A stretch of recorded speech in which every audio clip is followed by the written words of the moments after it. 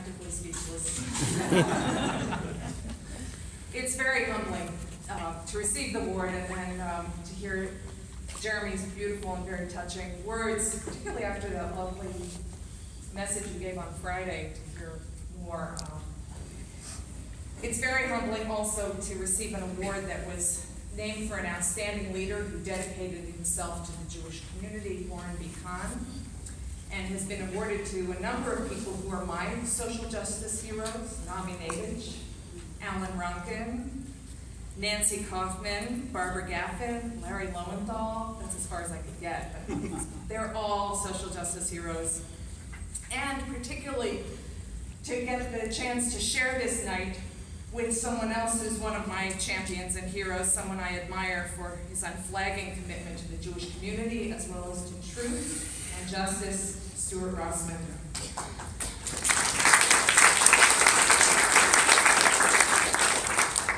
So this night is called With Gratitude, and certainly the first order of business would be to acknowledge the source of all, who has given us all that is good. Hodu l'Adonai ki tov, ki la'olam chasdo. We give thanks for the source of all that is good, for the love that comes from God is enduring. And I have to say that being given this honor for serving the Jewish community, I have to give thanks to the Holy One for giving me whatever I have and the purpose and direction to have been in the greater Boston community for just about 30 years and to be blessed with the opportunities to step forward, which would not have been possible had I not been called to be the spiritual leader, first of Shir Chadash in Newton, and then Tiferet Israel, which is now Beth Israel in Andover, and for the past 21 remarkable, wonderful, special years, for which I'm so grateful to all of you who are here representing Hillel B'nai Torah. Without you, without your support, without your encouragement, I couldn't get away with spending so much time away from the congregation. So, as a rabbi, I always turn to my best friends, which are words. And the words that I carry with me these days come from a prophet who lived through the turmoil of the destruction of the northern kingdom and saw the frightening potential for the destruction of the southern kingdom. That's the prophet Micah in the 8th century, who said these very powerful words: "It has been told you, O human, what is good and what God requires from you. Asot mishpat, ahavat chesed, v'hatznei alechet im Elohecha." To do justice, to love mercy, and to walk humbly with your God. Now, these are the three fundamental engines that drive me every day, and I translate them as do justice, act with love, and walk humbly with. You can fill in the with in your own mind. So what that means to me is do justice, act and advocate for justice in the world. Asot chesed, love mercy, is build caring relationships. And the final one is to practice humility every day to cultivate a spiritual connection wherever we're connecting to beyond ourselves. And I have to say that I'm also humbled by the many acts of justice that so many people in this room do. There are so many places where the world is broken and needs healing, and no one of us can take care of all of them. And we can beat ourselves up all day for the things we haven't done. So in my Arba Amot, my small corner, I've carved out a place for concern for working people.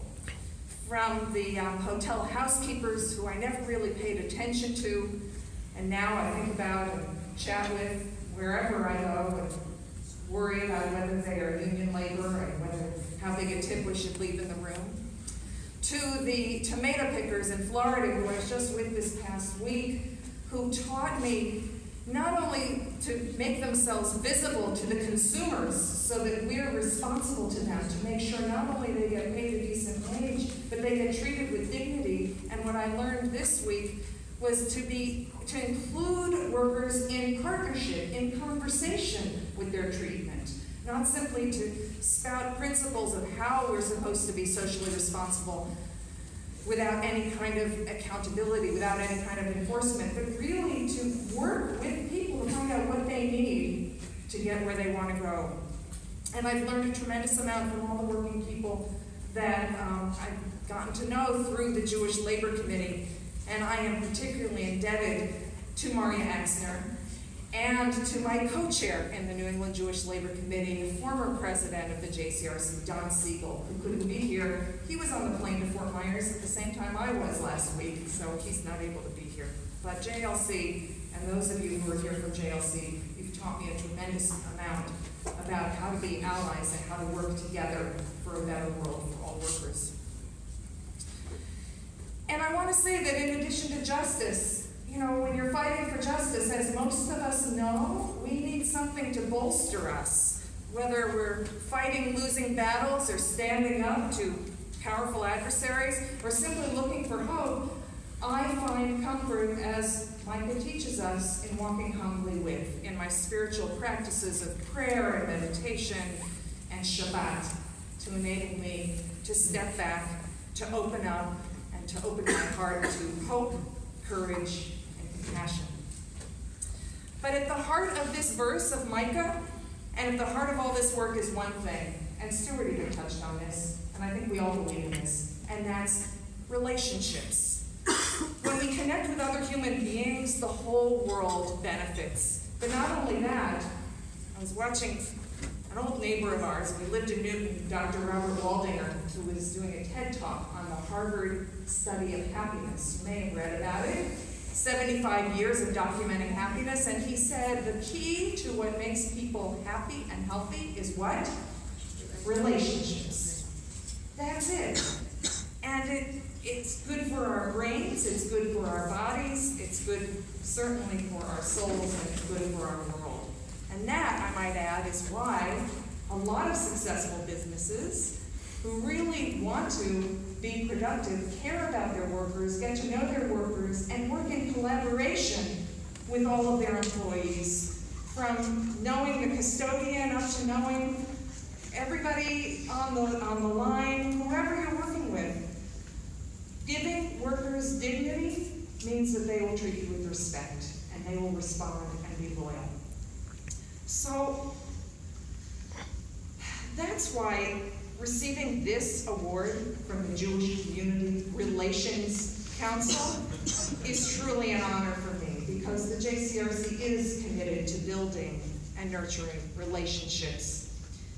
Whether it's within the council and setting up house meetings for us to get to know each other better, or in the meetings themselves when we've talked about issues and not just listen to other people speak, or it's fostering consensus in a diverse and sometimes quite divided Jewish community, JCRC is there, or it's creating alliances, both with partners who are Jewish in our Jewish organizations and in the synagogue world, which is really remarkable for a Jewish Community Relations Council, but also with those who aren't, like cultivating relationships with the Greater Boston Interfaith Organization, or with labor unions, and bringing labor leaders and political leaders to Israel. All of these actions testify to the power of relationships that JCRC is committed to in building a world of justice, compassion, and peace.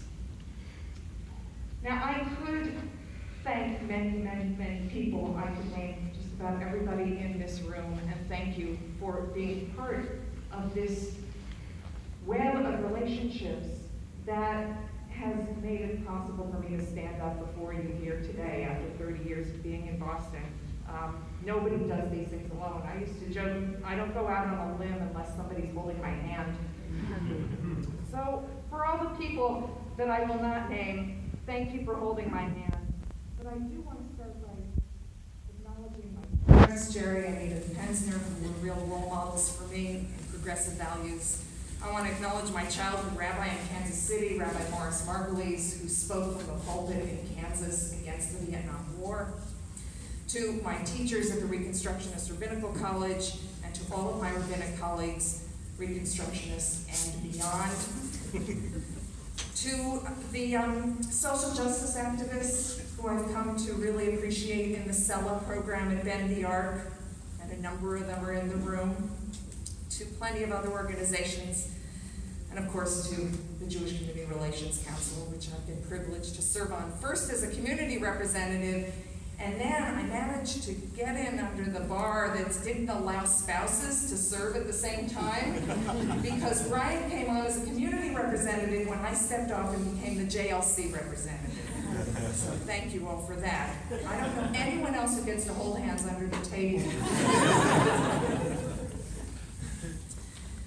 And of course, I need to thank the people who are the most important relationships in my life, people who inspire me every day, to my phenomenal, supportive, brilliant husband, Brian Rossman, who does so much in the world of social justice and has taught me so much about how to be practical, politically, and pragmatic, and particularly our children, Aviva and Yona, both inspirations, each of them busy in their own social justice work today and couldn't be here with us. I'm so grateful. Hodu Ladonai Kito, Kila Olam Pasto. Let us all give thanks for the goodness that continues to flow from divine love. Thank you.